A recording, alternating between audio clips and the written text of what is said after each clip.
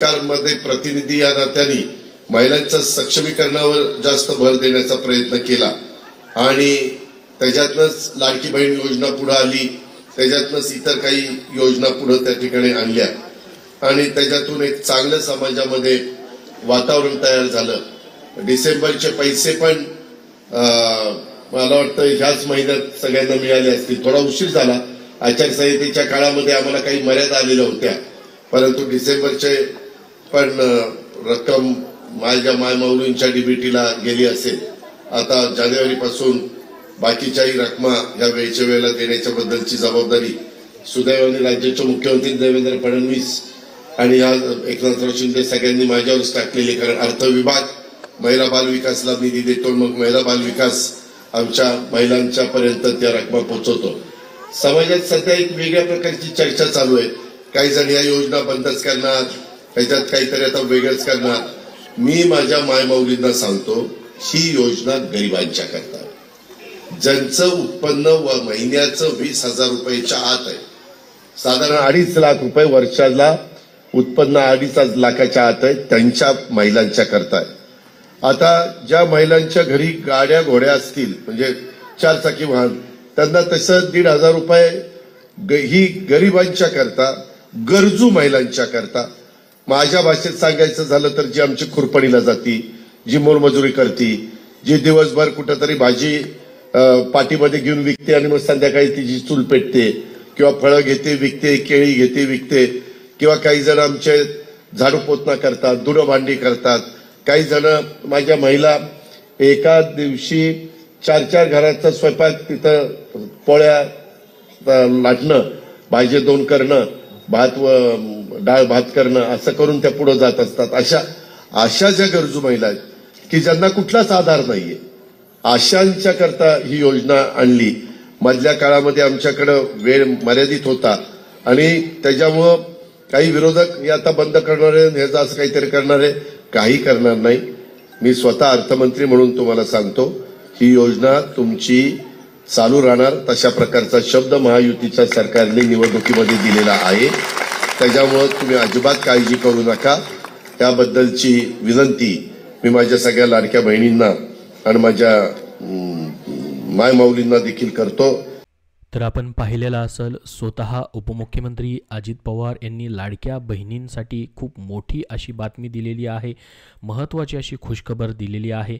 लाडकी बहीण योजनेच्या 7व्या हप्त्याबद्दल देखील त्यांनी अतिशय मोठी अशी बातमी दिलेली आहे. सविस्तर माहिती आपण पाहणार आहोत. व्हिडिओच्या सुरुवातीला देखील तुम्ही लाईव्ह त्यांची जी सभा होती त्याच्यामध्ये माहिती पाहिलेली असेल. तर बघा, डिसेंबरला उशीर झाला पण जानेवारीपासून वेळेवर पैसे येणार, उपमुख्यमंत्री अजित पवारांचा लाडक्या बहिणींना विश्वास. तर खूप मोठी अशी माहिती आहे. काय म्हटलंय डिटेलमध्ये त्यांनी आपण पाहूयात. बघा, लाडकी बहीण योजनेवरून महिलांमध्ये संभ्रम निर्माण झाला आहे. विधानसभा निवडणुकीनंतर योजना बंद होणार असे महिलांना वाटू लागले. त्यातच विरोधक देखील यावरून महायुती सरकारवर टीका करत आहेत.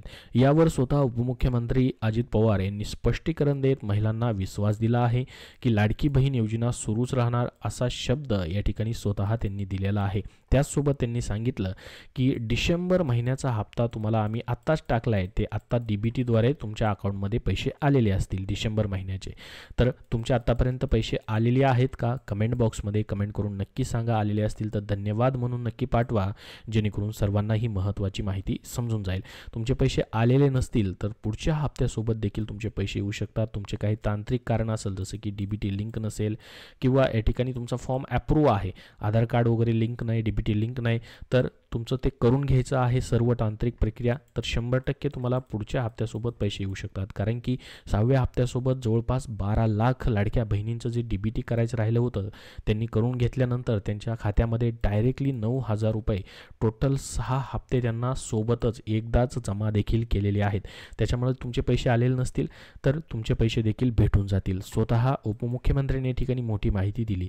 ते म्हणाले आहेत की या ठिकाणी जो संभ्रम निर्माण केला गेलेला आहे की योजना योजना बंद होणार वगैरे किंवा निकष वगैरे लावले जाणार अशी कुठलीही गोष्ट होणार नाही असं त्यांनी सांगितलं आणि ही योजना कायम पुढे चालू राहील आणि सर्व लाडक्या पात्र बहिणींना लाभ भेटत राहील असं त्यांनी या ठिकाणी माहितीमध्ये बोलताना माहिती दिलेली आहे. तर बघा आता जानेवारीचे पैसे मग तुमचे कधीपासून या ठिकाणी भेटू शकतात त्याची देखील माहिती आपण पुढे पाहणार आहोत. त्यांनी सांगितलं की डिसेंबरचा पैसे जे आहेत या ठिकाणी लाभ जो आहे देण्यासाठी उशीर झाला, परंतु जानेवारीपासून वेळेवरती पैसे वाटप केले जातील असं देखील या ठिकाणी त्यांनी सांगितलेलं आहे. कारण की बघा विधानसभा निवडणुकीनंतर जी घोषणा करण्यात आलेली होती निवडणुकीच्या आधी की 2100 रुपये भेटतील, ते देखील या ठिकाणी त्याच्याबद्दल देखील अपडेट देण्यात आलेला आहे. त्याच्याबद्दल मागच्या व्हिडिओमध्येच आपण पाहिलेलं होतं की 2100 रुपयाची जी घोषणा झालेली आहे ते पैसे तुम्हाला या ठिकाणी मार्च नंतर म्हणजेच एप्रिल महिन्यापासून भेटू शकतात. कारण की मार्च महिन्यामध्ये तुमचा अर्थसंकल्प जो आहे या ठिकाणी सादर केला जाणार आहे आणि त्यामध्ये जी 1500 रुपयाची तरतूद करण्यात आलेली आहे लाडक्या बहिणींची, त्यामध्ये 600 रुपयानं वाढ करून 2100 रुपये तरतूद केल्यानंतर मगच तुम्हाला या ठिकाणी वाढीव लाभ जो आहे तो भेटणार आहे. तोपर्यंत मात्र तुमची योजना बंद होणार नाही, तोपर्यंत तुम्हाला 1500 रुपयांनीच या ठिकाणी लाभ भेटेल. परंतु या ठिकाणी मार्च महिन्यामध्ये जो अर्थसंकल्प सादर केला जाईल त्याच्यामध्ये लाडकी बहीण योजनेची तरतूद जी आहे 2100 रुपयांनी या ठिकाणी केली जाऊ शकते अशी माहिती देखील या ठिकाणी न्यूजमध्ये देण्यात आलेली आहे. तर एप्रिलपासून तुम्हाला 2100 रुपयांनी या ठिकाणी लाभ भेटू शकतो लाडकी बहीण योजनेचा. तोपर्यंत मात्र तुम्हाला जसं की जानेवारी असेल, फेब्रुवारी आणि मार्च महिन्याचे 1500 रुपयांनी तुम्हाला या ठिकाणी लाभ जो आहे प्रति महिना दिला जाणार आहे. तर तो बंद मात्र होणार नाही आणि ज्यावेळेस त्या अर्थसंकल्पामध्ये याची तरतूद होईल तेव्हापासून एप्रिल महिन्यापासून या ठिकाणी तुम्हाला लाडकी बहीण योजनेचे 2100 रुपये दिले जाऊ शकतात. जी माहिती आलेली आहे त्याच्यावरनं सांगतोय तुम्हाला, कारण की स्वतः मुख्यमंत्र्यांनी देखील ज्यावेळेस पहिली पत्रकार परिषद घेतली होती त्यामध्येही त्यांनी सांगितलेलं होतं की अगोदर अर्थसंकल्पामध्ये तरतूद केली जाईल आणि 100% लाडक्या बहिणींची जी वाढीव रक्कमची घोषणा करण्यात आलेली आहे ती पूर्ण केली जाईल असं देखील सांगण्यात आलेलं होतं. तर मग आता बघा 2100 रुपये तर तुम्हाला या ठिकाणी दिले जाणारच आहेत, योजना चालूच राहणार आहे.